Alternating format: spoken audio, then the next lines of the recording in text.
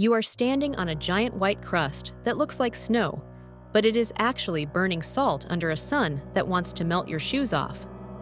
This is not a dream or a movie set, but it is the lowest point in all of Africa, and it is just the beginning of the journey. Most travelers skip this tiny country in the Horn of Africa because they think it is just a big military base or a hot desert wasteland.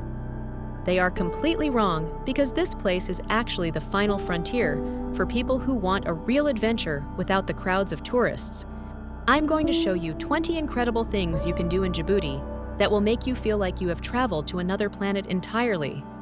We are going to explore deep blue oceans with giants and walk through volcanic chimneys that look like they belong in a science fiction story. By the end of this video, you will understand why this small nation is the most underrated spot for anyone who loves the wild side of life. Let's start with the most famous spot in the country, which is Lake Assal, and it is located about a 2-hour drive from the capital city.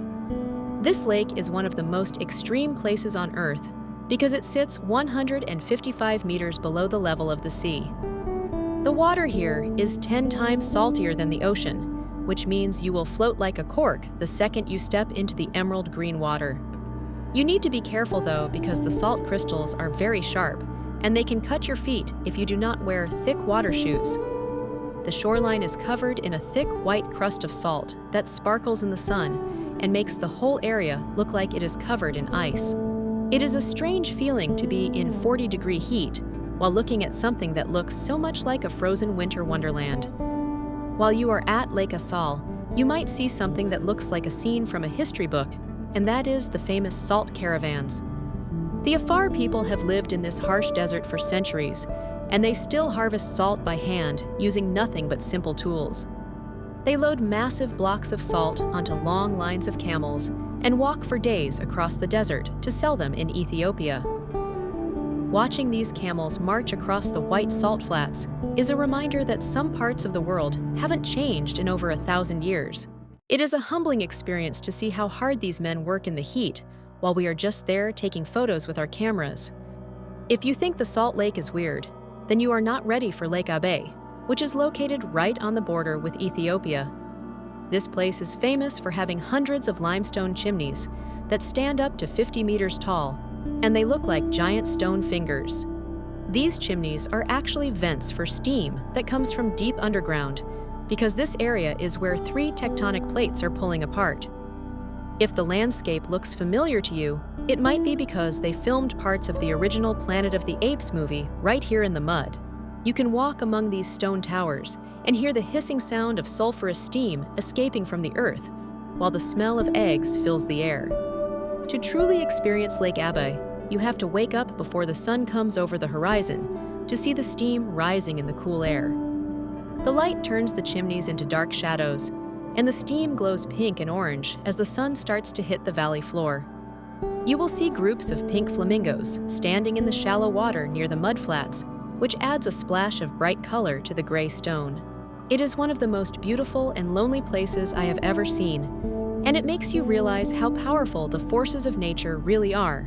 Now, if you like hiking, you need to head over to the Ardukoba volcano, which last erupted back in 1978. This is a fissure volcano, which means the earth literally cracked open and poured out a river of black molten lava toward the sea.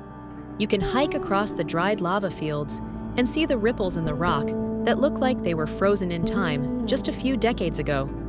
The rock is very brittle and black, and it crunches under your boots while you look down into the deep cracks in the ground. Some of these cracks are so deep that you cannot see the bottom, and they serve as a reminder that the continent is slowly splitting in two. It is a great place to feel the raw energy of the earth, and the hike is not too difficult if you start early before the sun gets too high. For a change of pace, you should visit the Grand Barra Desert, which is a massive flat plain that used to be an ancient lake bed. The ground here is perfectly flat and covered in cracked white mud that stretches out as far as your eyes can see in every direction.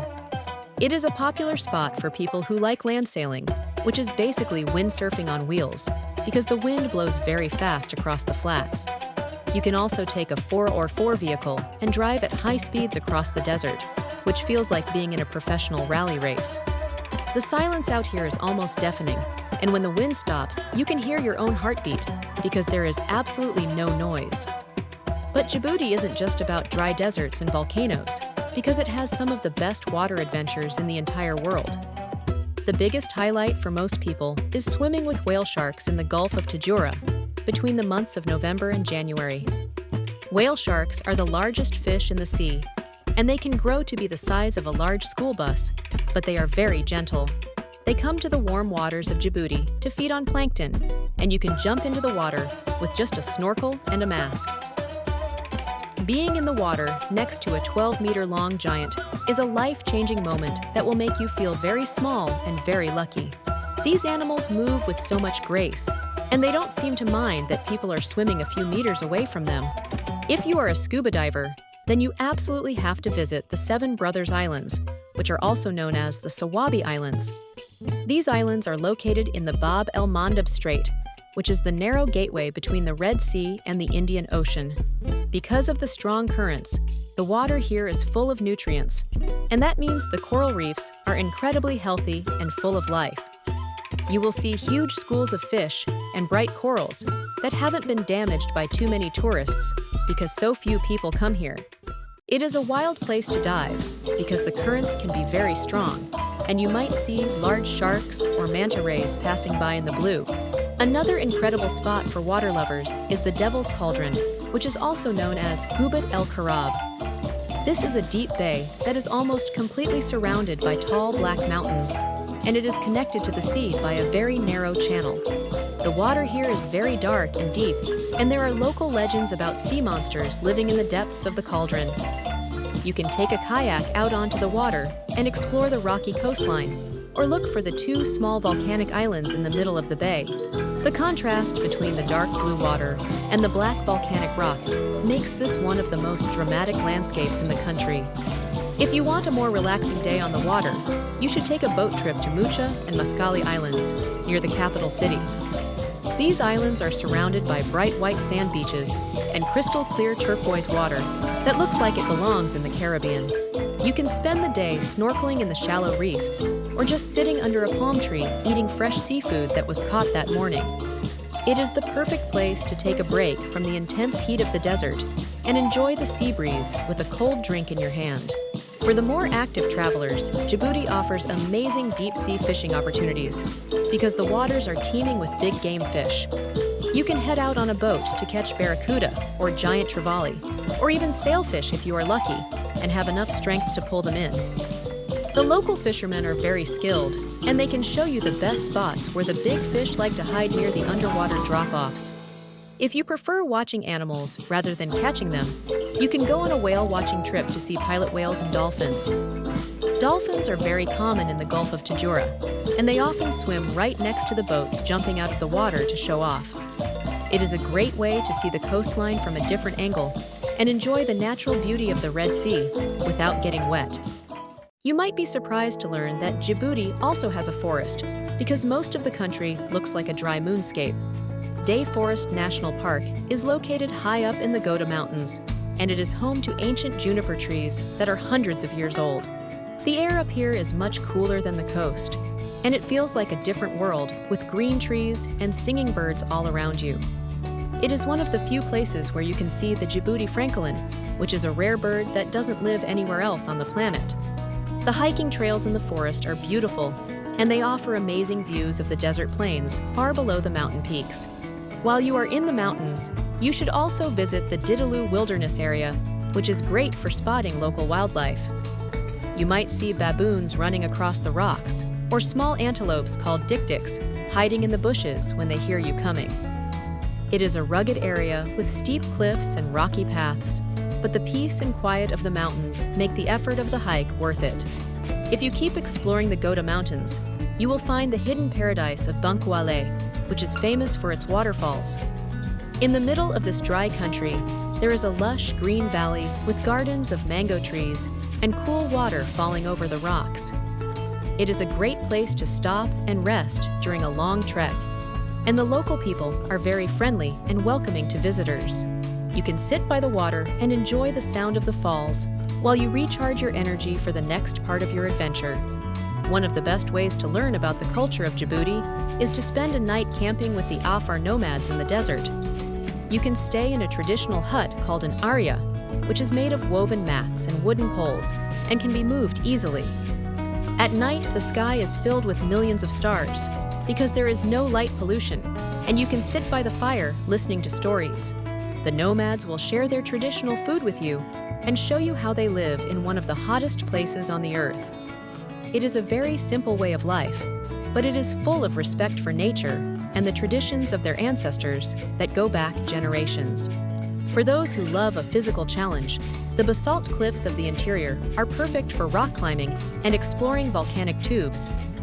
These caves were formed by flowing lava, and they can go deep into the ground, creating long tunnels that are fun to explore with a flashlight. The rock is very solid and provides great grip for climbers who want to test their skills on the steep walls of the desert canyons. After you have explored the wild nature, you should spend some time in Djibouti City to see the local way of life. The central market, which is known as Riyadh, is a sensory overload with the smells of spices and the sound of people bargaining for goods. You can find everything here from colorful textiles and handmade jewelry to fresh tropical fruits and traditional African perfumes.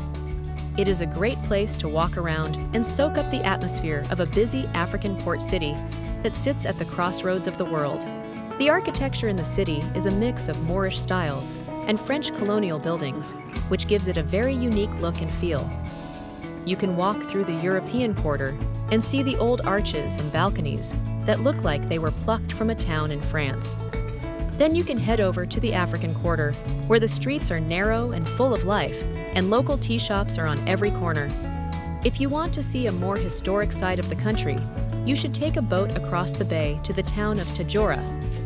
This is known as the White City because of its beautiful whitewashed houses, and it is one of the oldest towns in all of East Africa. It was once a major port for the ivory and spice trade, and you can still feel the history as you walk through the quiet, dusty streets. Nearby is the town of Obak, which was the first capital of the French colony, and you can still see the ruins of the old governor's house. The lighthouse at Obak is a famous landmark, and it looks out over the shipping lanes where some of the world's biggest ships pass by. When you get hungry, you have to try the Yemeni fish, which is the most famous dish in Djibouti, and it is called mukbasa. The fish is split open and covered in a spicy red paste before being cooked in a deep clay oven that is very hot. It is served with fresh flatbread and a spicy dipping sauce, and you usually eat it with your hands while sitting on a floor mat. The flavor is incredible, and it is the perfect meal to share with friends after a long day of exploring the volcanic landscapes. You should also try the traditional Somali and Afar stews, which are full of meat and vegetables and give you plenty of energy. In the evening, the street food markets come alive, and you can grab some sambusas, which are fried pastries filled with meat or lentils. Another popular snack is bajillas, which are small spicy fritters made from beans, and they are perfect for eating while you walk. One thing you will notice everywhere is the local men chewing on green leaves called khat, which is a mild natural stimulant. It is a very important part of the social life here, and men will gather in the afternoons to chew and talk about the news of the day. Traveling in Djibouti can be a challenge because the heat is very intense and the costs can be higher than in other African countries. You need to bring plenty of water and wear sun protection at all times because the sun here is much stronger than what most people are used to. You also need a 4x4 vehicle to reach most of the best spots because the roads are often just tracks through the sand and rocks. It is important to be respectful of the local customs and always ask for permission before you take photos of people or their homes. Djibouti is a country that doesn't reveal its secrets easily, but if you are willing to put in the effort, you will be rewarded with sights you can't find anywhere else. It is a land of fire and salt and blue water that will stay in your memory for the rest of your life.